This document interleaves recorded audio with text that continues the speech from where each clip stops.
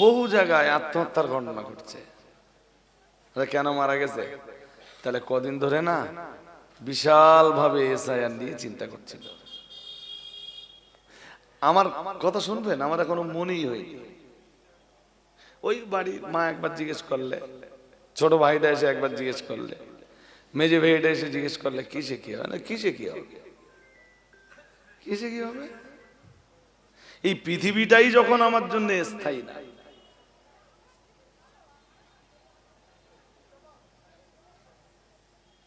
পৃথিবীটা কি আমার জন্য স্থায়ী? কথা বলে না। নরেন্দ্র মোদী এসআইআর করে, এনপিআর করে আমার নাম এসআইআর এনআরসি থেকে বাদ দিতে পারে, বাট আমি যে আমার আল্লাহর বান্দা, আমার আল্লাহর খাতা থেকে আমার নাম নরেন্দ্র মোদীর কেটে দেওয়ার ক্ষমতা। সুতরাং ডার কাকাই বাদ নেই ভাই, থাকবে না। ডিটেনশন ক্যাম্পে দেবে তো দেবে। ইমানদারের জেলখানাও কি, আর ইমানদারের জেলখানার বাইরেও কি।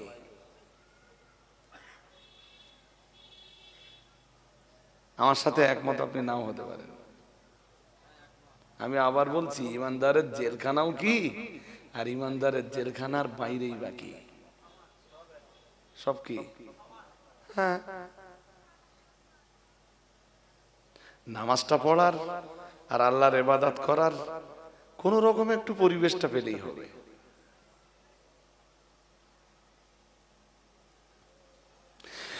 ইউসুফ আলাইহিস সালামের মতো এত বড় পর্যায়ের একজন নবী বছরের পর বছর জেল খেটেছেন।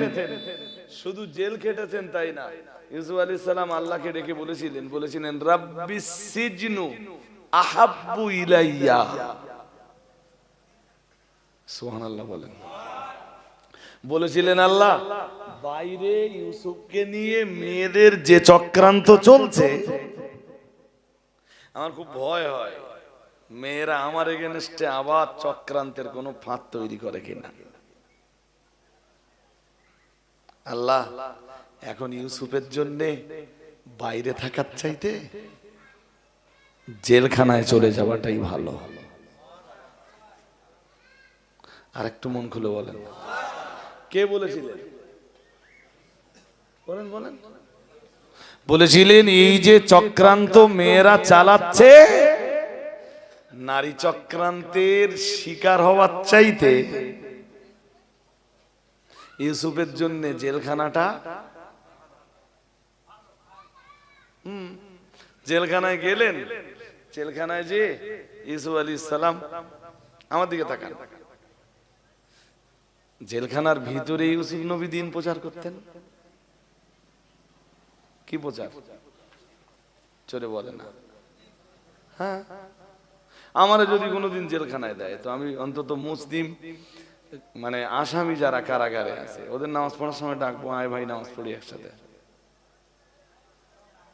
আর তো কোনো কাজ নেই। কোনো কাজ আছে কি? মাঝে মাঝে একটু কোরআন তেলাওয়াত করা, একটু জিকির ফিকির করা, ইবাদত বন্দেগী করা। আর জেলখানায় যারা আছে, ভাই তুই কেন জেলখানায় আছিস? তাহলে মার্ডার করে এসেছিল তো দেখ ভাই, তোর কবে নাগাদ হবে জানি না, তো বাইরে যে একটু ভালো মানুষ হয়ে বেড়াস। এই ধরনের কাজ। আর বলুন বলুন। আর একদম জেলখানা থেকে পুরো শুধরে মারবি, 5 বারের নামাজি, 1 মাসের রোজাদার। হ্যাঁ, জেলখানা থেকে বেরিয়ে কোনোদিন গানের আসরে যাবি নে, সিনেমার আসরে যাবি নে, পর নারী পর স্ত্রীর প্রতি লোভনীয় দৃষ্টি দিবি না। আরে আলেম ওলামারা যদি কখনো জেলখানায় যায় তো জেলখানায় তাদের অন্তত মুসলিম ভাইদেরকে ডেকে নসিহত করা ছাড়া আর কি কাজ থাকতে পারে? ইউসুফ আলাইহিস সালাম জেলখানায় যে জেলের কয়েদিদের ডেকেছেন, ডেকে বললেন, আর বাবুম মুতাফাররিকুনা আমিল্লাহুল ওয়াহিদুল কাহার। হযরত নবী ইউসুফ আলাইহিস সালাম বলেছিলেন, তোমাদের জন্য অনেকগুলি রব, একাধিক রব তোমাদের জন্য উত্তম না প্রতাপশালী একজন রব তোমাদের জন্য উত্তম? আর একটু মন খুলে বলেন। বললেন একজন রব হলে তোমরা বেশি খুশি, না বহুজন রব পেলে তোমরা বেশি খুশি? তোমরা একজন রবে খুশি না বহুজন রবে খুশি? কে কে দিন প্রচার করছেন জেলখানায়? আল্লাহর নবী ইউসুফ আলাইহিস সালাম।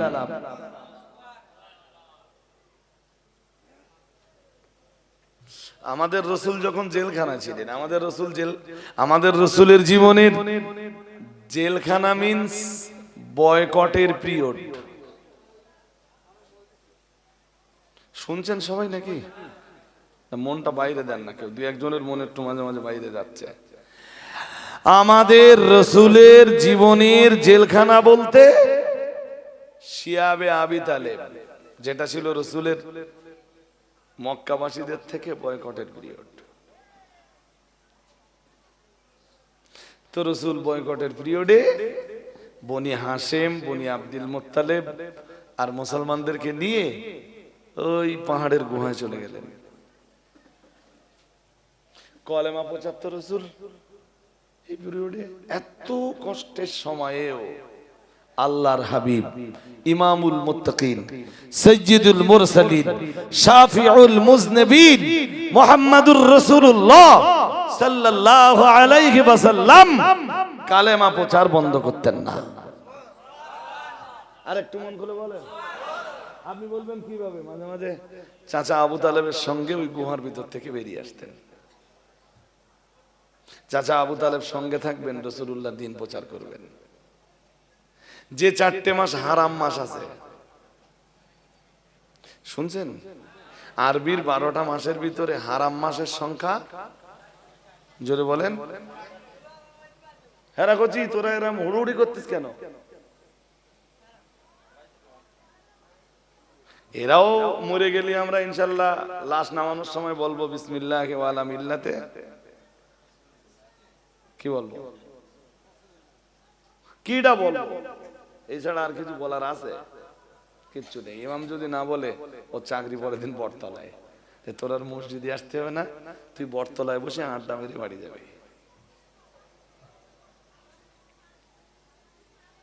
কিছু তো করার নেই, ওরা তো দাসপাড়ার লোক না। ওরাও মরে গেলে আপনার যে বলতে হবে মিনহা খালাকনাকুম ওয়া ফিহা নুঈদুকুম ওয়া মিনহা নুখরিজুকুম তারাতান উখরা। ওরাও মারা যাবার পরে আপনাকে বলতে হবে আল্লাহ আপনি ক্ষমা করে দেন। যাক ছাড়েন, কি কি বলছিলাম? ওই সে মাথাতেই চলে গেছে। ও তো আরবিতে যে 4টে মাস হারাম আছে, আপনি বলবেন কোন কোন মাস? যুলকাদা, যুলহিজ্জা, মুহররম আর রজব। হারাম মাস মানে কি জানেন? এটা মক্কাবাসীরা খুব মেনে চলতো, খুব মর্যাদা দিয়ে চলতো। বলতো এই মাসে যুদ্ধ বিগ্রহ করা যাবে না, মারামারি কাটাকাটি করা যাবে না, রক্তারক্তি করা যাবে না, কাউকে ধরে শাসানো যাবে না। ওই 4টে মাসে ওরা খুব গুরুত্ব দিত, আর রাসূলুল্লাহ ওই সুযোগটা নিতেন। বয়কটে আছে রাসূল অপেক্ষা করতেন কবে হারাম মাস আসবে, আর আমি এই গুহা থেকে বেরিয়ে হারাম মাসে খোলা মনে কালেমা প্রচার করব। আর একটু মন খুলে বলেন। এইসব কথাগুলো তো একদিনে কোনো এক মজলিসে বলে ফেলা না সম্ভব না। যেদিন যতটা লাগে, যতদূর লাগে আমরা সেদিন ততদূর বলি। হজের মৌসুমে রাসূলুল্লাহ পুরো বেরিয়ে পড়তেন ওই গুহার ভিতর থেকে। বেরিয়ে বিভিন্ন দেশের মানুষেরা আসতো, রাসূল তাদের কাছে দ্বীনের প্রচার করতেন। আল্লাহওয়ালা মানুষদের জন্য জেলখানায় কি, আর জেলখানার বাইরেই বাকি। সুতরাং কোন মুসলিম যেন অন্তত এসআইআর নিয়ে বিচলিত না হয়। অনেকে আমারও জিজ্ঞেস করেছে, বলে হুজুর আমার 2002 সালের লিস্টে যে নাম ছিল এখন আর নাম সেই রকম নেন, একটু পাল্টে গেছে। কি? তাহলে ধরে নেন আগে ছিল নজরুল সর্দার, এখন হয়েছে নজরুল ইসলাম সর্দার বিচলিত হওয়ার কোনো কারণ নেই তো। ওরা শুধু দেখবে যে নামটা ছিল কিনা, নামের একটু অর্ধেক পরিবর্তন হয়েছে, ওটা ওরা দেখবে না। আর আপনি বিচলিত হবেন কেন? ঈমানওয়ালাদের নির্ভরতা বলুন কার উপরে? কোরআন তো তাই বলেছে, ওয়ালা রাব্বিহিম ইয়াতাওয়াক্কালুন। মহান আল্লাহ জানিয়েছেন ঈমানওয়ালাদের 3 নম্বরের গুণ হলো ঈমানওয়ালারা তাদের রবের উপরে নির্ভরশীল হয়ে যায়। মোটেই বিচলিত হবেন না, আমি সবাইকে নিষেধ করে দিয়েছি। যদি আমি এটাও বলে যাচ্ছি, ফাইনাল লিস্ট, এসআইআর এর ফাইনাল লিস্ট বার হবার পর যারা ফর্ম ফিল আপ করেছেন অনেকের নাম দেখবেন হয়তো থাকবে না। এরপরেও বিচলিত হবেন না, মন খারাপ করবেন না, চাপ বাড়াবেন না, টেনশন নেবেন না। নির্ভর করবেন কার উপর? জোরে বলেন। হ্যাঁ, একজন ঈমানওয়ালার সমস্ত শক্তির উৎস তার মালিক মাওলা রব্বুল আলামিন আল্লাহ। এইটা আপনারা কখনো ভুলে যাবেন না যে আল্লাহ নিশ্চয়ই আমার জন্য কোনো না কোনো রাস্তা বার করে দিবেন। এও তো কোরআনে আছে, আল্লাহ বলেছেন তো, ওয়ামান ইয়াত্তাকিল্লাহা ইয়াজআল লাহু মাখরাজা। মহান আল্লাহ জানিয়েছেন ওয়ামান ইয়াত্তাকিল্লাহা 28 পারা সূরাতুত তালাকের ভিতরে মহান আল্লাহ জানিয়েছেন, আল্লাহ পাক রব্বুল আলামিন জানিয়েছেন ওয়ামান ইয়াত্তাকিল্লাহা, দুনিয়ার যে মানুষটা আল্লাহকে ভয় করে, দুনিয়ার যে মানুষটা তার রবকে ভয় করে, মহান আল্লাহ জানিয়েছেন ওয়ামান ইয়াত্তাকিল্লাহা, যে মানুষটা আল্লাহকে ভয় করে, ইয়াজআল লাহু মাখরাজা, মহান আল্লাহ জানিয়েছেন আল্লাহ তার জন্য রাস্তা তৈরি করে দেয়। সে বিপদের ভিতরে আছে, আমার আল্লাহ তাকে বিপদ থেকে উদ্ধারের রাস্তা বার করে দেয়। সে কারাগারের ভিতরে আছে, অকারণে জেলখানায় সে বন্দী হয়েছে, আমার আল্লাহ পাক রব্বুল আলামিন কারাগার থেকে তাকে বাইরে বার করার রাস্তা তৈরি করে দেয়। বান্দারে কি করতে হবে? বান্দার কাজ শুধু আল্লাহকে ভয় করে যাও।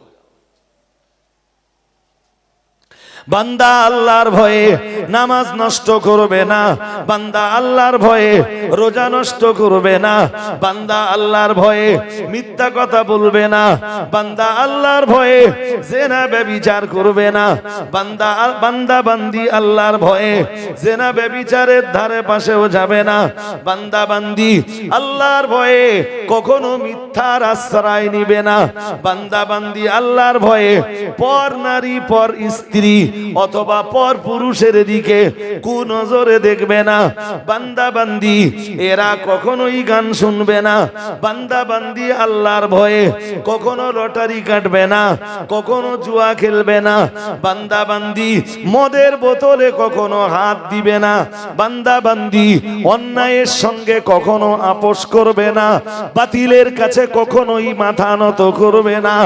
ও বাবাজিরা ভাইরা, যে বান্দা বান্দি এইভাবে আমার আল্লাহ পাক রব্বুল আলামিনকে ভয় করতে পারবে, মহান আল্লাহ জানিয়েছেন ওমাই ইয়াত্তাকিল্লাহ, আর যে বান্দা যে বান্দি আল্লাহকে ভয় করে, ইয়াজআল লাহু মাখরাজা, মহান আল্লাহ তার বিপদ থেকে বেরিয়ে আসবার রাস্তা তৈরি করে দেয়।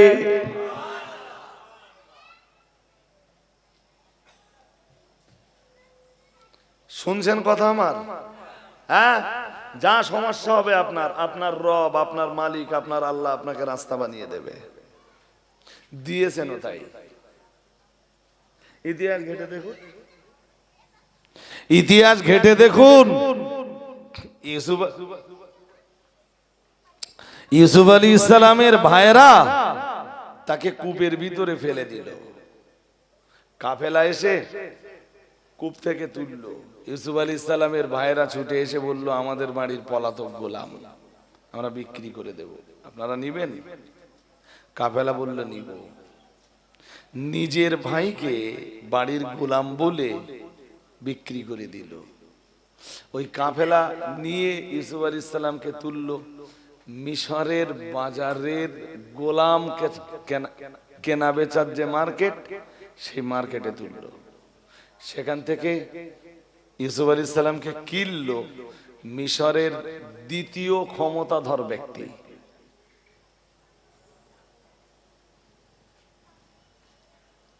সে তখন ছিল মিশরের খাদ্যমন্ত্রী। ওই ওই যা তাড়াতাড়ি যা।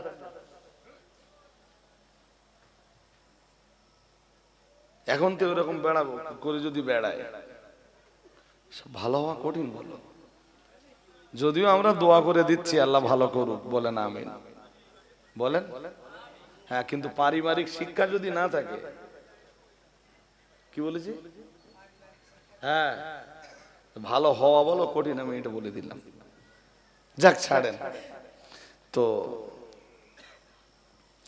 এরপরে ইউসুফ আলাইহিস সালাম যখন যৌবনে পৌঁছলেন, জুলাইখার কুনজরের শিকার হলেন। ইউসুফকে কারাগারে যেতেই হলো। সেই কারাগার থেকে বার হওয়ার যে রাস্তা, সে রাস্তাটাও তৈরি করে দিলেন রব্বুল আলামিন আল্লাহ। শুধু তৈরি করে দিলেন না, ইউসুফ নবী যখন কারাগার থেকে বার হলেন, পেরিয়ে মিশরের বাদশার প্রধান সলা পরামর্শকারী, বাদশার মেন যুক্তিদাতা ইউসুফ আলাইহিস সালাম। কিছুদিন পর ইউসুফ আলাইহিস সালাম মিশরের অর্থ দপ্তরের যে দায়িত্ব, সেই দায়িত্বটাও ন্যস্ত হলো আল্লাহর নবী ইউসুফ আলাইহিস সালামের উপর। আমি তো ওইটাই আপনাকে বলছি, ওমাইয়াত্তাকিল্লাহ ইয়াজআল লাহু মাখরাজা। মহান আল্লাহ জানিয়েছেন, আল্লাহকে যারা ভয় করে আমার আল্লাহ তাদের জন্য রাস্তা তৈরি করে দেন। আর একটু মন খুলে বলেন, দরকার আল্লাহর সাথে নিবিড় সম্পর্ক, দরকার আল্লাহর সাথে গভীর সম্পর্ক, দরকার আল্লাহর সাথে গাঢ় সম্পর্ক। সেই সম্পর্কটা তো আমাদের হয় না। আমাদের হবে কেমনে? যখন নামাজে দাঁড়াই, মন দিয়ে কথা শুনতে হবে। আমরা যখন নামাজে দাঁড়াই, আমরা নামাজে দাঁড়ালে আমাদের চাষবাসের কথা মনে হয়। কথা বলেন, আলু রোয়ার সময় হয়ে গেছে, হয়ে যায়নি? হ্যাঁ না বলবেন তো? সব কথা মনে হয় বাবাজি ঠিক বলতেছে। কেন? আর ওই চিন্তা করতে করতে নামাজ পড়লে আল্লাহর সাথে নিবিড় কোন সম্পর্ক তৈরি কেমনে হয়? আপনি নামাজ পড়তেছেন না আলুর চাষ নিয়ে চিন্তা করতেছেন?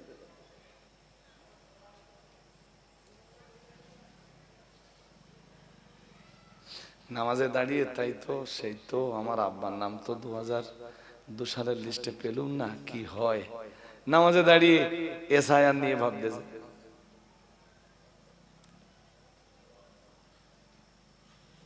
ও দেহ নামাজে দাঁড়িয়ে, ও দেহ নামাজের মুসাল্লায়, দেহ মসজিদে, আর ওর মন মাঠে। ধান কাটা আছে, বিশাল মেঘ। মনে করেছিলাম এই ধানগুলো বেচে কিছু একটা করব, তো নষ্ট হয়ে যায় কিনা। আবার সংবাদে বলতো, আপনি যে পথে থাকবেন ইবলিস ঠিক সেই পথে আপনার খেলাবে। যে পথে থাকে ইবলিস তাকে সেই পথে খেলায়। যদি জলকার হয়, আপনার জলকারের ভাবনা মাথায় ঢুকিয়ে দেবে। আমি কি বলছি বুঝতেছেন নাকি?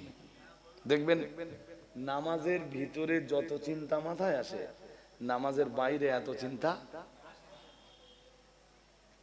একদম ইবলিসের স্পেশাল যে বাহিনী, ওই বাহিনী নামাজের সময় ইবলিস কাজে লাগায়। কেমনে আল্লাহর সাথে নিবিড় সম্পর্ক হয় বান্দা তোমার? তবে আল্লাহ বলেই দিয়েছিলেন, ইবলিসকে ডেকে বলেছিলেন, ইন্না ইবাদি লাইসা লাকা আলাইহিম সুলতান ওয়া কাফা বিরাব্বিকা ওয়াকিলা। মহান আল্লাহ জানিয়েছেন কোরআনুল কারীমের 15 পারা সূরা বনী ইসরাঈলে আমার আল্লাহ পাক ঘোষণা দিয়েছেন, ইন্না ইবাদি লাইসা লাকা আলাইহিম সুলতান। মহান আল্লাহ জানিয়েছেন আমার নেক বান্দা যারা, আমার খালিস বান্দা যারা, আমার বান্দা যারা, লাইসা লাকা আলাইহিম সুলতান। ইবলিসকে ডাক দিয়ে বলেছিলেন, শোন ইবলিস, তাদের উপরে তোর কোনো আধিপত্য চলবে না, তোর নেতৃত্ব তাদের কাছে চলবে না, তোর কর্তৃত্ব তাদের কাছে চলবে না, তোর ধোঁকায় তারা পড়বে না। তোর কর্তৃত্ব, তোর নেতৃত্ব, তোর ধোঁকাবাজি থেকে তাদেরকে বাঁচানোর জন্য ওয়াকাফা বিরাব্বিকা ওয়াকিলা, আমি আল্লাহ বলে দিলাম, আমি আল্লাহ নিজেই তোর ধোঁকা থেকে তাদেরকে বাঁচানোর জন্য যথেষ্ট হয়ে যাব। আর একটু মন খুলে বলেন, ইবলিসের বিরুদ্ধে আল্লাহ চ্যালেঞ্জ। ইবলিস বলেছিল আদম সন্তানকে আমি যে কোনো মূল্যে জাহান্নামে নিয়েই ছাড়বো। আল্লাহ বলেছিলেন তুই পারবি, তবে আমার খাঁটি বান্দাদের পারবি না। এটা তোর বিরুদ্ধে আমার চ্যালেঞ্জ। তুই তাদের চেষ্টা করবি নামাজ নষ্ট করে দেওয়ার, বাট তোর ধোকায় তারা কথা বলে না। ধরুন নামাজ পড়তে পড়তে হঠাৎ মনে হলো যে আলু রোয়া হয়নি, তো আলু রোয়ার সময় হয়ে গেছে, ব্যাস আপনি একদম দেরি করেন না, আপনি শুধু একটা কথা ভাবুন যে আমি আমার রবের সামনে দাঁড়িয়ে। দেখবেন কিছুক্ষণ ভালো আছেন, কিছুক্ষণ ভালো থাকবার পরে ইবলিস তো পুরো, ইবলিসের যে বাহিনী ও পুরো তো চলে যায়নি, এখনো আছে। ও আবার কিছু মনে করে দেবে। আপনি আবার ভাবুন যে আমি আমার রবের সামনে দাঁড়িয়ে। কার সামনে? আনতা আবুদাল্লাহ কান্নাকা তারাহু ফাইন লাম তাকুন তারাহু ফাইন্নাহু ইয়ারাকা। প্যারা রাসূল জানিয়েছেন, যখন তুমি ইবাদত করবা তখন তুমি বিশ্বাস করো তোমার রব তোমাকে দেখছেন। ফাইন লাম তাকুন তারাহু, আর যদি তো মহান আল্লাহ মহান আল্লাহর রাসূল জানিয়েছেন তুমি যখন রবের ইবাদত করবা তখন তুমি বিশ্বাস করো তোমার রব তোমাকে দেখছেন। তুমি যদি তোমার রবকে দেখতে না পাও, তোমার রবকে দেখা যদি তোমার পক্ষে সম্ভব না হয়, চামড়ার চোখ দিয়ে তুমি তোমার রবকে দেখতেও পাবে না।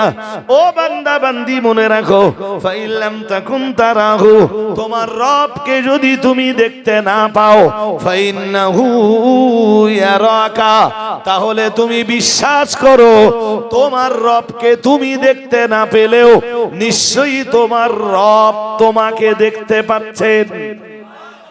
আর একটু মন খুলে বলেন, আমি নামাজে আমারে দেখছেন কে? জোরে বলেন। ওই কথাটা বারবার মনে করুন, শয়তান এমনি আপনার ছেড়ে পালাবে। আমার কথা বুঝতে পারেননি? হ্যাঁ, আমার আধার কার্ড আর ভোটার কার্ডে দুটোই নাম ঠিক নেই, কে জান কি হয় তা কে জানি। এরকম প্রশ্ন অনেকের উঠে আসতেছে না যে আমার ভোটার কার্ডে এক নাম আর আধার কার্ডে। হ্যাঁ, যেহেতু শেষ বেলায় এসে আধার কার্ডটা মান্যতা হিসাবে রেখেছে ওরা, তাহলে সব ঠিক আছে, কিন্তু ওখানে আমার নামের পরে গাজী আছে আর এখানে গাজী নেই। আচ্ছা, আমার নাম নয় ঠিক আছে, আমার বাপের নাম, সেখানে একটু গোলমালা আছে, কে জানি কি হয়। নামাজে দাঁড়িয়ে এইসব ভাবতেছে। হ্যাঁ, শয়তান ওরে মনে করাচ্ছে, শয়তান খেলাচ্ছে। আপনার কাজ কি বলে ফেলেন, কি কাজ বলেছি বলেন বলেন। আমার রবের সামনে হ্যাঁ, আমি তো রবের গুণগান করছি। আমি বলছি ইয়াকা নাবুদু ওয়া ইয়াকা নাস্তাইন। আমি যেমনটা বললাম, হে রব্বুল আলামিন, কেবলমাত্র আপনার ইবাদত করি আর কেবলমাত্র আপনার কাছে সাহায্য চাই। আমি নামাজে দাঁড়িয়ে আল্লাহকে বললাম আপনারই ইবাদত করি, কিন্তু আল্লাহর ইবাদতে দাঁড়িয়ে আমি আলু চাষের কথা চিন্তা করি, জলকরের মাছের ব্যাপারে চিন্তা করি, অফিস আদালত নিয়ে চিন্তা করি, আমার মাঠে পাকা ধান নিয়ে আমি চিন্তা করি, আমি দুনিয়ার অন্যান্য চিন্তায় মাশগুল হয়েছি। এটা তো আমার রবের ইবাদত নয়। ঠিক না বেটি? আরে হ্যাঁ না বলবেন তো? হ্যাঁ, মাঠে আলু দিয়ে পানি দিতে হবে, এটা কি রবের ইবাদত? জোরে বলেন। আধার কার্ডে নাম এক আর ভোটার কার্ডে নাম আর এক, এটা রবের ইবাদত? সুতরাং ওটা নামাজে দাঁড়িয়ে ভাববার জায়গা না। এখন রবের প্রতি মনোনিবেশ রাখতে হবে আপনার। আমি কি মোটামুটি বোঝাতে পারলাম? ও বারবার ধোঁকা দেবে, সাজদা যেয়ে দেখবেন আমার অসুবিধা হচ্ছে। আল্লাহর প্রতি মনোনিবেশটা রেখে পড়ুন, সুবহানা রাব্বিয়াল আলা, সুবহানা রাব্বিয়াল আলা। যতক্ষণ কলবে শান্তি না পাবেন ততক্ষণ পড়বেন। কতক্ষণ? তবেই তো রবের সাথে ঘন নিবিড় একটা সম্পর্ক হবে। শুধু সম্পর্ক হবে না, তবে ওই সালাত হবে আপনার জন্য আপনার কবর জগতের আলো।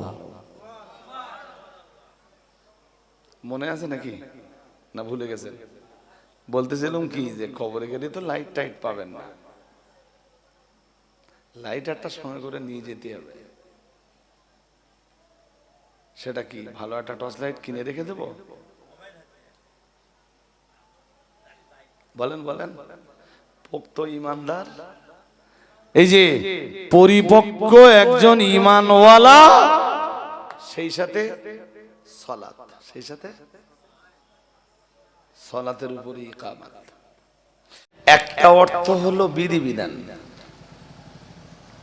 একদম মনকেও বাইরে দেন না, আমার সব কথা শুনতে হবে আপনাদের। জিকিরের আর একটা অর্থ, আরে ভাই, জিকিরের একটা অর্থ হতে পারে আল্লাহ জাতি নামের জিকির, আর একটা অর্থ হতে পারে নফি ইসবাতের জিকির। যেমন আল্লাহ কোরআনে বলেছেন, আমি সবগুলো কোরআন থেকে আপনার কাছে আদিল্লা পেশ করতে পারবো ইনশাআল্লাহ।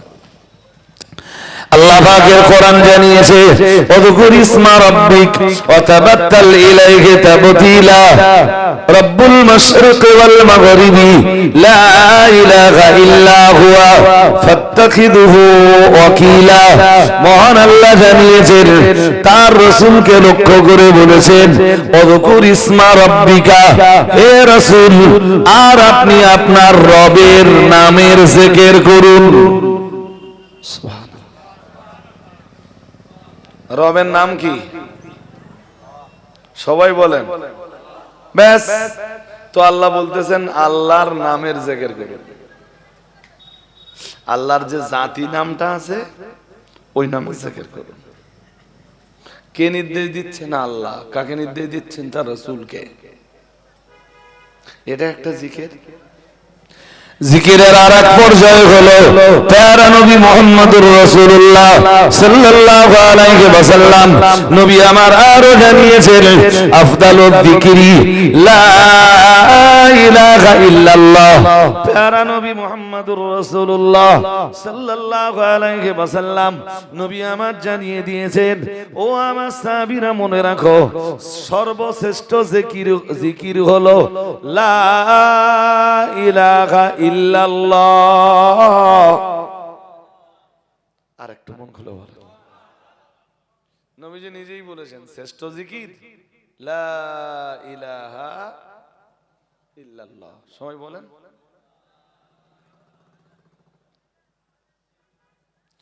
সুতরাং আমরা মজলিসে বসে জিকিরের নামে যেটা করি, আমি আগে যে আয়াতটা পড়েছিলাম, আয়াতের উদ্দেশ্য এটাও হতে পারে, অসম্ভব না। আবার এটাও হতে পারে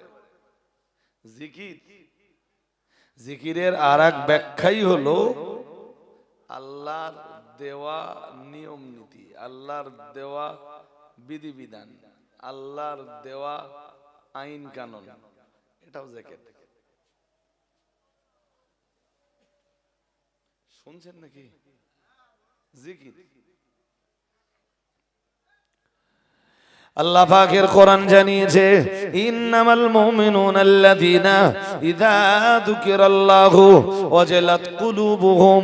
মহান আল্লাহ জানিয়েছেন, আল্লাহ পাক রব্বুল আলামিন জানিয়েছেন, ঈমানদার তারা, ঈমানদারদের কাছে যখন আল্লাহর জিকির করা হয়, মহান আল্লাহ জানিয়েছেন ওয়াজালাত কুলুবুহুম, তাদের অন্তরগুলো তখন কেঁপে ওঠে। ওদের কাছে যখন সুদের শাস্তির বর্ণনা করা হয়, নামাজ না পড়ার শাস্তি যখন ঘোষণা দেওয়া হয়, রোজা না রাখার শাস্তি যখন ঘোষণা দেওয়া হয়, গান শোনার শাস্তি, জেনা করার শাস্তি যখন আল্লাহর কোরআন দিয়ে ওদের কাছে ব্যাখ্যা করা হয়, ঈমানওয়ালাদের অন্তর তখন কেঁপে ওঠে।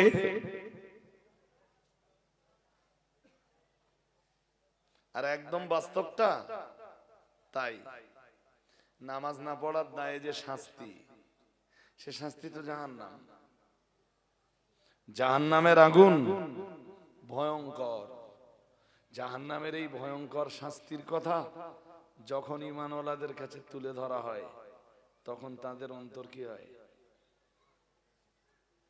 জোরে বলুন। ভয়ে কেঁপে ওঠে। ভয়ে। মদের এগেনস্টে যে শাস্তির ঘোষণা ইসলাম দিয়েছে, মদ, জুয়া, লটারি, গান বাজনা, যাত্রা থিয়েটার, বিচিত্রা অনুষ্ঠান, এই জাতীয় ইসলাম বিরোধী অনুষ্ঠানগুলোর এগেনস্টে যে শাস্তির ঘোষণা আল্লাহ দিয়েছেন, জেনার এগেনস্টে আল্লাহ যে শাস্তির ঘোষণা দিয়েছেন, তো আল্লাহ বলা ঈমানওয়ালা যারা এই শাস্তির কথা শুনলে তাদের অন্তরটা কেঁপে যায়। আমি তো সইতে পারবো নি আল্লাহ, এই শাস্তি সইবার মতো দেহ তো আমার নেই আল্লাহ।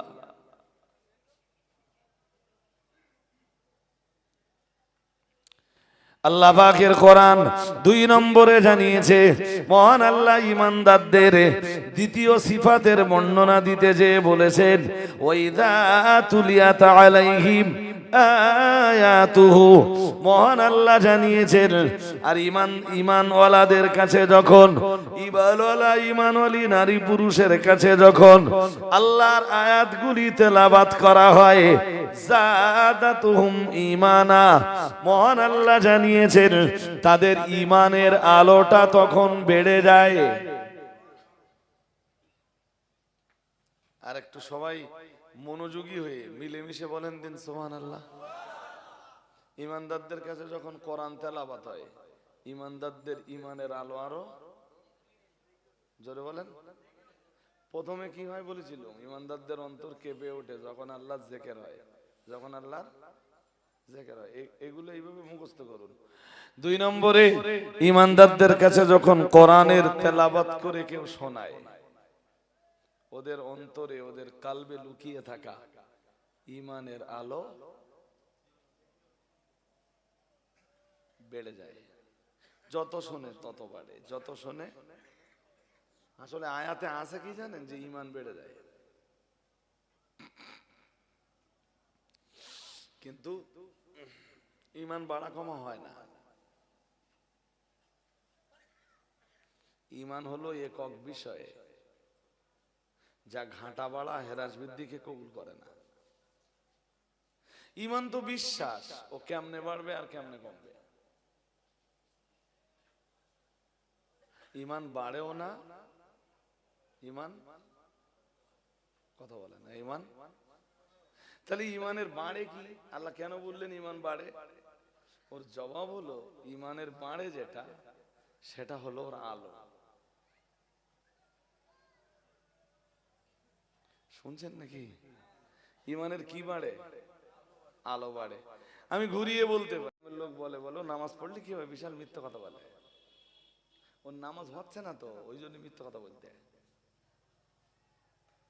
বোঝেননি কথা? বুঝতেছেন?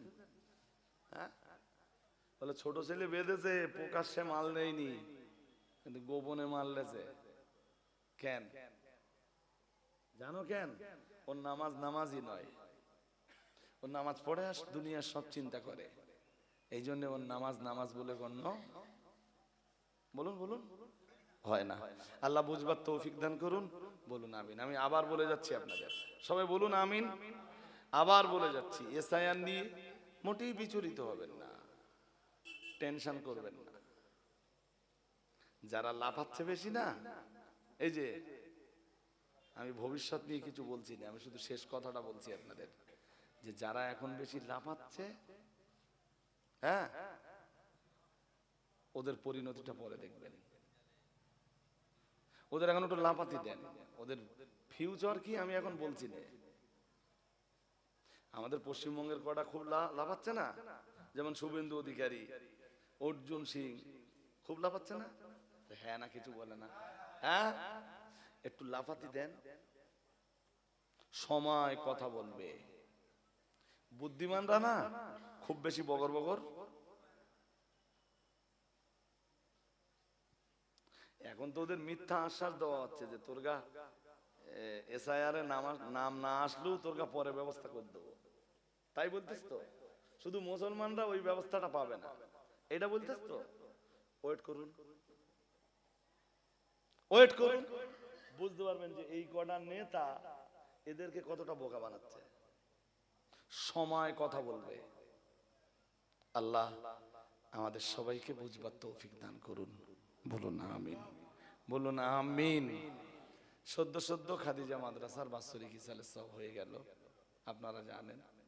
আবার আল্লাহ রাজি থাকলে সামনের বছর, জানি না যে আগামী বছর পর্যন্ত আমি বাঁচবো না, আমি নিজেই কবর জগতের বাসিন্দা হয়ে থাকবো, সেটা তো মালিক ভালো জানেন। বাট প্রতিষ্ঠান যখন গড়া হয়েছে, প্রতিষ্ঠান তো থাকবে। কিয়ামত পর্যন্ত আমাদের হাতে গড়া এই প্রতিষ্ঠানগুলো বেঁচে থাকুক, বলুন আমিন। আমরা কবরে শুয়ে শুয়ে একটু সওয়াব যেন পেতে পারি। আমার যা দাওয়াত পাত্র আছে একেবারে কি বড্ড কম মনে হয় নাকি? বলছি দাওয়াত পাত্র যা আছে আমার কি বড্ড কম হয়?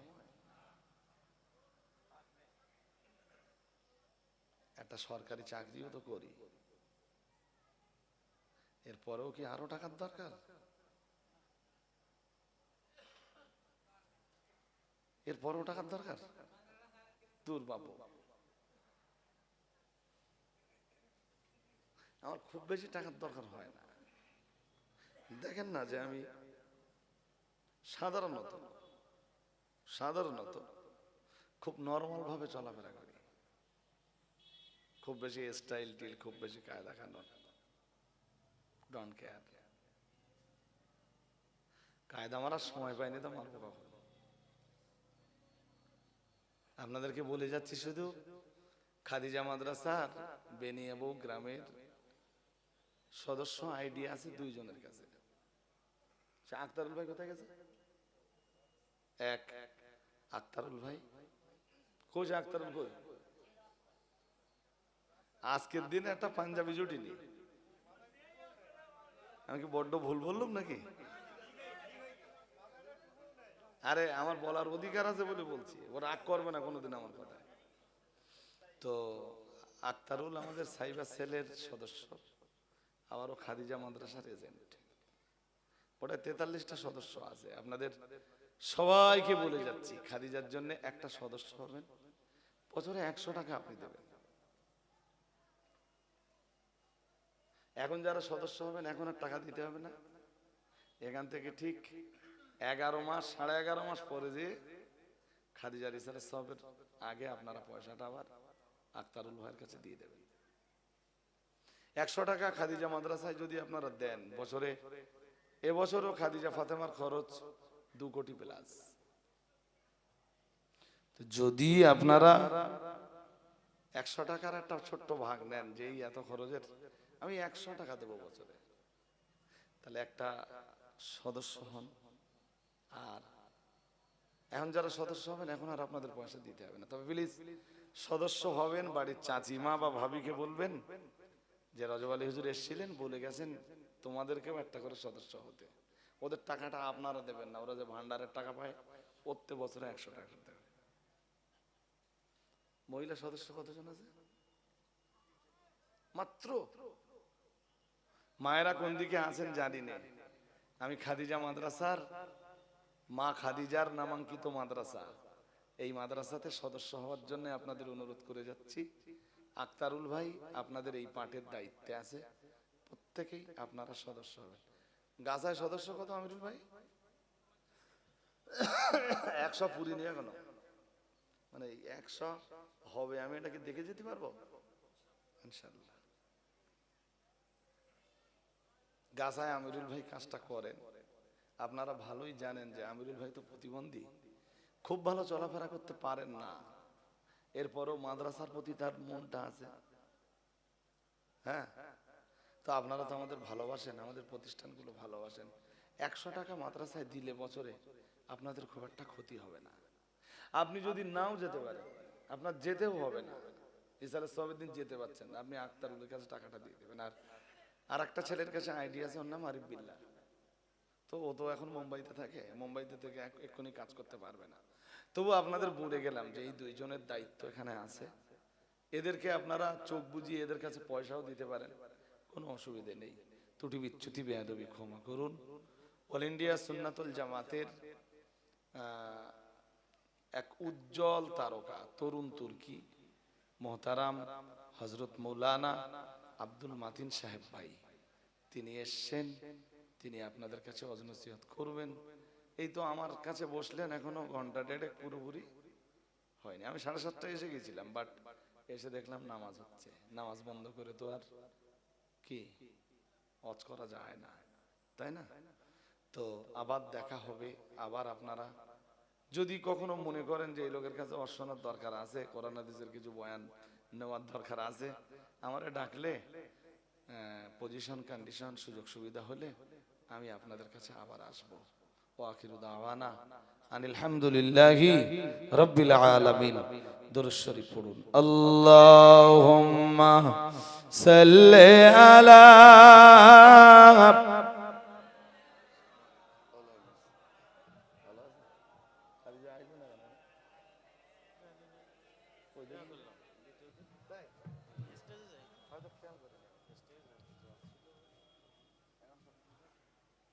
নারাই তাকবীর, নারাই তাকবীর।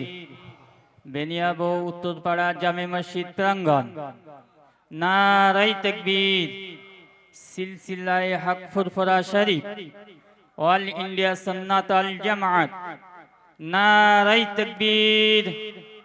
আলহামদুলিল্লাহ, আমরা বেশ কিছু সময় আমাদের মুফতি সাহেব হুজুর, জনাব মুফতি রজব আলী সাহেব হুজুরের মুখে আমরা খুবই নামাজের গুরুত্বপূর্ণ তথ্য আমরা শুনেছি। এবার আমাদের সামনে ওয়াজ নসিহত করবেন জনাব হযরত মাওলানা আব্দুল মাতিন সাহেব। তানার মুখ নিঃসৃত কোরআন হাদিসের আলোকে অনেক কথা শুনবো ইনশাল্লাহ। সকলে আমরা জমে জমে বসে পড়ি, দরুদ শরীফ পড়ি। আল্লাহুম্মা সাল্লি আলা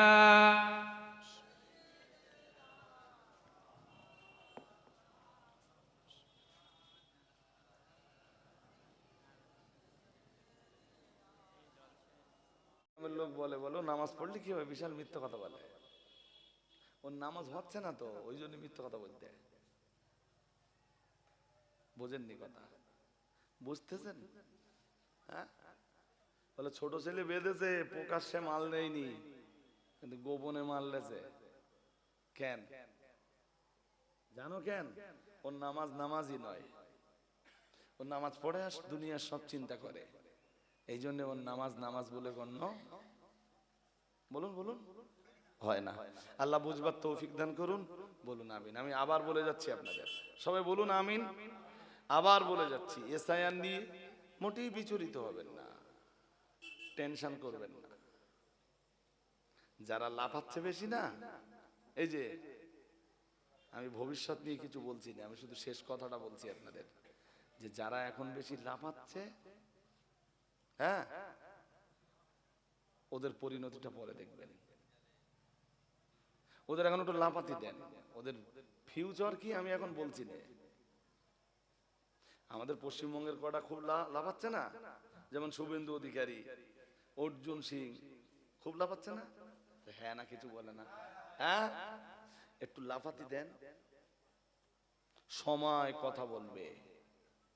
বুদ্ধিমানরা না খুব বেশি বগর বগর। এখন তো ওদের মিথ্যা আশ্বাস দেওয়া হচ্ছে যে তোর গা এসআইআর এ নাম না আসলেও তোর গা পরে ব্যবস্থা করে দেবো, তাই বলতেছ তো। শুধু মুসলমানরা ওই ব্যবস্থাটা পাবে না, এটা বলতেছ তো। ওয়েট করুন, ওয়েট করুন, বুঝতে পারবেন যে এই কটা নেতা এদেরকে কতটা বোকা বানাচ্ছে। সময় কথা বলবে।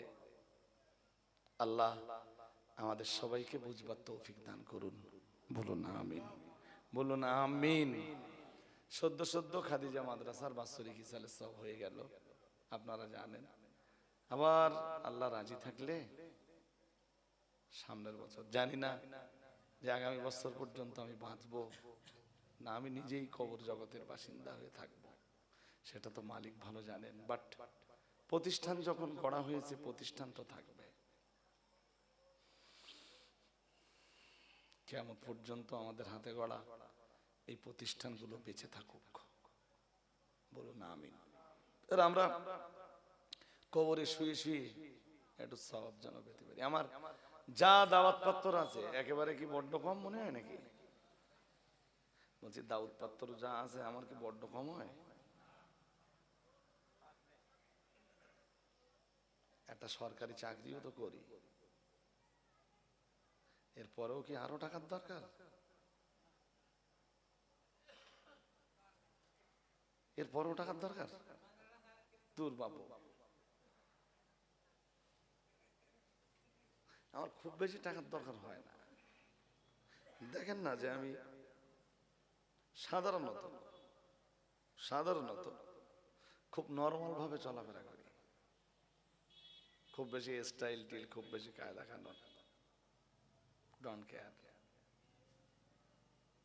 কায়দা মারার সময় পাইনি তো মারবো কখন? আপনাদেরকে বলে যাচ্ছি, শুধু খাদিজা মাদ্রাসার বেনিয়াবু গ্রামের সদস্য আইডি আছে 2 জনের কাছে। আক্তারুল ভাই কোথায় গেছে? এক আক্তারুল ভাই কই? আক্তারুল কই? আজকের দিনে একটা পাঞ্জাবি জুটিনি, আমি কি বড্ড ভুল বললাম নাকি? আরে আমার বলার অধিকার আছে বলে বলছি, ও রাগ করবে না কোনোদিন আমার কথা। তো আক্তারুল আমাদের সাইবার সেলের সদস্য, আবারও খাদিজা মাদ্রাসার এজেন্ট। ওটা 43টা সদস্য আছে। আপনাদের সবাইকে বলে যাচ্ছি, খাদিজার জন্য একটা সদস্য হবেন, বছরে 100 টাকা আপনি দেবেন। এখন যারা সদস্য হবেন এখন আর টাকা দিতে হবে না, এখান থেকে ঠিক 11 মাস 11.5 মাস পরে যে খাদিজা রিসার্চ সবের আগে আপনারা পয়সাটা আবার আক্তারুল ভাইয়ের কাছে দিয়ে দেবেন। 100 টাকা খাদিজা মাদ্রাসায় যদি আপনারা দেন বছরে, এবছরও খাদিজা ফাতেমার খরচ 2 কোটি প্লাস। যদি আপনারা 100 টাকার একটা ছোট্ট ভাগ নেন, যেই এত খরচের আমি 100 টাকা দেবো বছরে, তাহলে একটা সদস্য হন। আর এখন যারা সদস্য হবেন এখন আর আপনাদের পয়সা দিতে হবে না। তবে প্লিজ সদস্য হবেন, বাড়ির চাচিমা বা ভাবিকে বলবেন যে রজব আলী হুজুর এসেছিলেন, বলে গেছেন তোমাদেরকেও একটা করে সদস্য হতে। ওদের টাকাটা আপনারা দেবেন না, ওরা যে ভান্ডারের টাকা পায় প্রত্যেক বছরে 100 টাকা দেবে। মহিলা সদস্য কতজন আছে? মাত্র। মায়েরা কোন দিকে আছেন জানি না। আমি খাদিজা মাদ্রাসার, মা খাদিজার নামাঙ্কিত মাদ্রাসা, এই মাদ্রাসাতে সদস্য হওয়ার জন্য আপনাদের অনুরোধ করে যাচ্ছি। আক্তারুল ভাই আপনাদের এই পাঠের দায়িত্বে আছে, প্রত্যেকেই আপনারা সদস্য হবেন। গাজায় সদস্য কত আমিরুল ভাই? 100 পুরি নিয়ে কেন, মানে 100 হবে, আমি এটাকে দেখে যেতে পারবো ইনশাল্লাহ। গাজায় আমিরুল ভাই কাজটা করেন, আপনারা ভালোই জানেন যে আমিরুল ভাই তো প্রতিবন্ধী, খুব ভালো চলাফেরা করতে পারেন না, এরপরও মাদ্রাসার প্রতি তার মনটা আছে। হ্যাঁ, তো আপনারা তো আমাদের ভালোবাসেন, আমাদের প্রতিষ্ঠানগুলো ভালোবাসেন। 100 টাকা মাদ্রাসায় দিলে বছরে আপনাদের খুব একটা ক্ষতি হবে না। আপনি যদি নাও যেতে পারেন, আপনার যেতেও হবে না, ইসালের সবের দিন যেতে পারছেন না, আপনি আক্তারুলের কাছে টাকাটা দিয়ে দেবেন। আর একটা ছেলের কাছে আইডিয়া আছে, ওর নাম আরিফ বিল্লাহ, তো ও তো এখন মুম্বাইতে থাকে, মুম্বাইতে থেকে এক্ষুনি কাজ করতে পারবে না। তবু আপনাদের বলে গেলাম যে এই দুইজনের দায়িত্ব এখানে আছে, এদেরকে আপনারা চোখ বুজিয়ে এদের কাছে পয়সাও দিতে পারেন, কোনো অসুবিধে নেই। ত্রুটি বিচ্যুতি বেয়াদবি ক্ষমা করুন। অল ইন্ডিয়া সুন্নাতুল জামাতের এক উজ্জ্বল তারকা তরুণ তুর্কি মোহতারাম হজরত মৌলানা আব্দুল মাতিন সাহেব ভাই, তিনি এসছেন, তিনি আপনাদের কাছে ওয়াজ নসিহত করবেন। এই তো আমার কাছে বসলেন, এখনো ঘন্টা দেড়েক পুরোপুরি হয়নি। আমি 7:30টায় এসে গেছিলাম, বাট এসে দেখলাম নামাজ হচ্ছে। নামাজ বন্ধ করে তো আর কি ওয়াজ করা যায় না, তাই না? তো আবার দেখা হবে। আবার আপনারা যদি কখনো মনে করেন যে এই লোকের কাছে ওয়াজ শোনার দরকার আছে, কোরআন হাদিসের কিছু বয়ান নেওয়ার দরকার আছে, আমারে ডাকলে পজিশন কন্ডিশন সুযোগ সুবিধা হলে আমি আপনাদের কাছে আবার আসবো। ওয়াখিরু দাওয়ানা আনিল হামদুলিল্লাহি রাব্বিল আলামিন। দুরূদ শরীফ পড়ুন। আল্লাহুম্মা সাল্লি আলা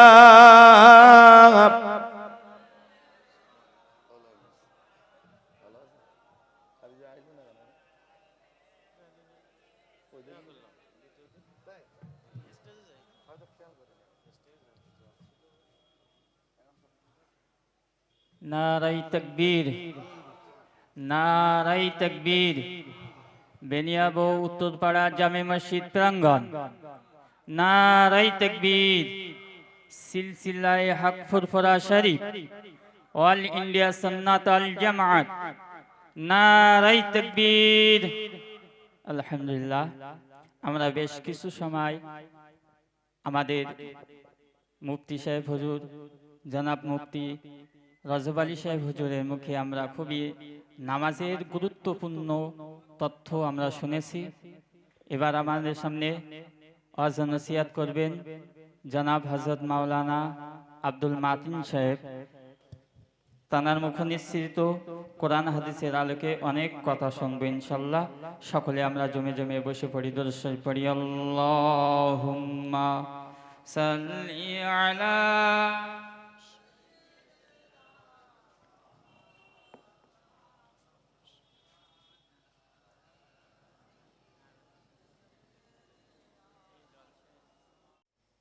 সময় কথা বলবে। আল্লাহ আমাদের সবাইকে বুঝবার তৌফিক দান করুন। বলুন আমিন, বলুন আমিন। সদ্য সদ্য খাদিজা মাদ্রাসার বাৎসরিক ইসালে সব হয়ে গেল, আপনারা জানেন।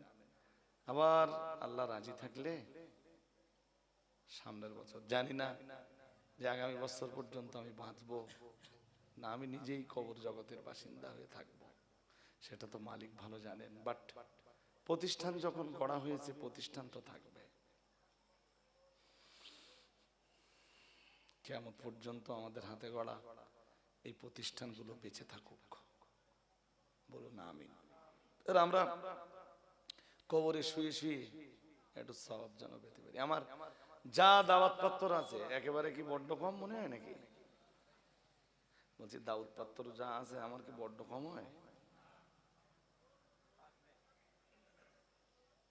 একটা সরকারি চাকরিও তো করি, এরপরেও কি আরো টাকার দরকার? এরপরেও টাকার দরকার? দূর বাবু, আমার খুব বেশি টাকার দরকার হয় না। দেখেন না যে আমি সাধারণত খুব নরমাল ভাবে চলাফেরা করি, খুব খুব বেশি স্টাইল টিল, খুব বেশি কায়দা কানুন, ডোন্ট কেয়ার। কায়দা মারার সময় পাইনি তো মারবো কখন। আপনাদেরকে বলে যাচ্ছি শুধু খাদিজা মাদ্রাসার বেনিয়াবু গ্রামের সদস্য আইডি আছে 2 জনের কাছে। সে আক্তারুল ভাই কোথায় গেছে? এক আক্তারুল ভাই কই? আক্তারুল কই? আজকের দিনে একটা পাঞ্জাবি জুটিনি।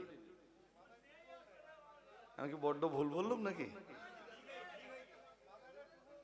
আরে আমার বলার অধিকার আছে বলে বলছি, ওরা রাগ করবে না কোনোদিন আমার কথা। তো আক্তারুল আমাদের সাইবার সেলের সদস্য, আবারও খাদিজা মাদ্রাসার এজেন্ট। ওটা 43টা সদস্য আছে। আপনাদের সবাইকে বলে যাচ্ছি, খাদিজার জন্য একটা সদস্য হবেন, বছরে 100 টাকা আপনি দেবেন। এখন যারা সদস্য হবেন এখন আর টাকা দিতে হবে না। এখান থেকে ঠিক 11 মাস 11.5 মাস পরে যে খাদিজা রিসার্চ সাহেবের আগে আপনারা পয়সাটা আবার আক্তারুল ভাইয়ের কাছে দিয়ে দেবেন। 100 টাকা খাদিজা মাদ্রাসায় যদি আপনারা দেন বছরে, এবছরও খাদিজা ফাতেমার খরচ 2 কোটি প্লাস। তো যদি আপনারা 100 টাকার একটা ছোট্ট ভাগ নেন, যেই এত খরচের আমি 100 টাকা দেবো বছরে, তাহলে একটা সদস্য হন। আর এখন যারা সদস্য হবেন এখন আর আপনাদের পয়সা দিতে হবে না। তবে প্লিজ সদস্য হবেন, বাড়ির চাচিমা বা ভাবিকে বলবেন যে রজব আলী হুজুর এসেছিলেন, বলে গেছেন তোমাদেরকেও একটা করে সদস্য হতে। ওদের টাকাটা আপনারা দেবেন না, ওরা যে ভান্ডারের টাকা পায় প্রত্যেক বছরে 100 টাকা দেবে। মহিলা সদস্য কতজন আছে? মাত্র। মায়েরা কোন দিকে আছেন জানি না। আমি খাদিজা মাদ্রাসার, মা খাদিজার নামাঙ্কিত মাদ্রাসা, এই মাদ্রাসাতে সদস্য হওয়ার জন্য আপনাদের অনুরোধ করে যাচ্ছি। আক্তারুল ভাই আপনাদের এই পাঠের দায়িত্বে আছে, প্রত্যেকেই আপনারা সদস্য হবেন। গাছায় সদস্য কত আমিরুল ভাই? 100 পুরি নিয়ে কেন, মানে 100 হবে, আমি এটাকে দেখে যেতে পারবো ইনশাল্লাহ। গাছায় আমিরুল ভাই কাজটা করেন, আপনারা ভালোই জানেন যে আমিরুল ভাই তো প্রতিবন্ধী, খুব ভালো চলাফেরা করতে পারেন না, এরপরও মাদ্রাসার প্রতি তার মনটা আছে। হ্যাঁ, তো আপনারা তো আমাদের ভালোবাসেন, আমাদের প্রতিষ্ঠানগুলো ভালোবাসেন। 100 টাকা মাদ্রাসায় দিলে বছরে আপনাদের খুব একটা ক্ষতি হবে না। আপনি যদি নাও যেতে পারেন, আপনার যেতেও হবে না, ইসালের সবের দিন যেতে পারছেন, আপনি আক্তারুলের কাছে টাকাটা দিয়ে দেবেন। আর একটা ছেলের কাছে আইডিয়া আছে, ওর নাম আরিফ বিল্লাহ। তো ও তো এখন মুম্বাইতে থাকে, মুম্বাইতে থেকে এক্ষুনি কাজ করতে পারবে না। তবু আপনাদের বলে গেলাম যে এই 2 জনের দায়িত্ব এখানে আছে, এদেরকে আপনারা চোখ বুজিয়ে এদের কাছে পয়সাও দিতে পারেন, কোনো অসুবিধে নেই। ত্রুটি বিচ্যুতি বেয়াদবি ক্ষমা করুন। অল ইন্ডিয়া সুন্নাতুল জামাতের এক উজ্জ্বল তারকা, তরুণ তুর্কি মোহতারাম হযরত মৌলানা আব্দুল মাতিন সাহেব ভাই, তিনি এসেছেন, তিনি আপনাদের কাছে ওয়াজ নসিহত করবেন। এই তো আমার কাছে বসলেন, এখনো ঘন্টা 1.5 পুরোপুরি হয়নি। আমি 7:30টায় এসে গেছিলাম, বাট এসে দেখলাম নামাজ হচ্ছে। নামাজ বন্ধ করে তো আর কি ওয়াজ করা যায় না, তাই না? তো আবার দেখা হবে। আবার আপনারা যদি কখনো মনে করেন যে এই লোকের কাছে ওয়াজ শোনার দরকার আছে, কোরআন হাদিসের কিছু বয়ান নেওয়ার দরকার আছে, আমারে ডাকলে, পজিশন কন্ডিশন সুযোগ সুবিধা হলে আমি আপনাদের কাছে আবার আসবো। ওয়া আখিরু দাওয়ানা আনিল হামদুলিল্লাহি রাব্বিল আলামিন। দুরূদ শরীফ পড়ুন। আল্লাহুম্মা সাল্লি আলা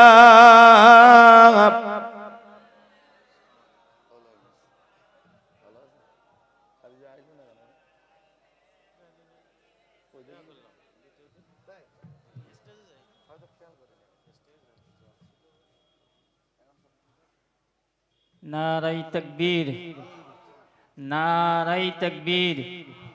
বেনিয়াবো উত্তরপাড়া জামে মসজিদ প্রাঙ্গণ, নারাই তাকবীর। সিলসিলায়ে হক ফুরফুরা শরীফ, অল ইন্ডিয়া সুন্নাত আল জামাত, নারাই তাকবীর। আলহামদুলিল্লাহ, আমরা বেশ কিছু সময় আমাদের মুফতি সাহেব হুজুর জনাব মুফতি রজব আলী সাহেব হুজুরের মুখে আমরা খুবই নামাজের গুরুত্বপূর্ণ তথ্য আমরা শুনেছি। এবার আমাদের সামনে ওয়াজ ও নসিহত করবেন জনাব হযরত মাওলানা আব্দুল মাতিন সাহেব। তানার মুখ নিঃসৃত কোরআন হাদিসের আলোকে অনেক কথা শুনবো ইনশাল্লাহ। সকলে আমরা জমে জমে বসে পড়ি, দরুদ শরীফ পড়ি। আল্লাহুম্মা সাল্লি আলা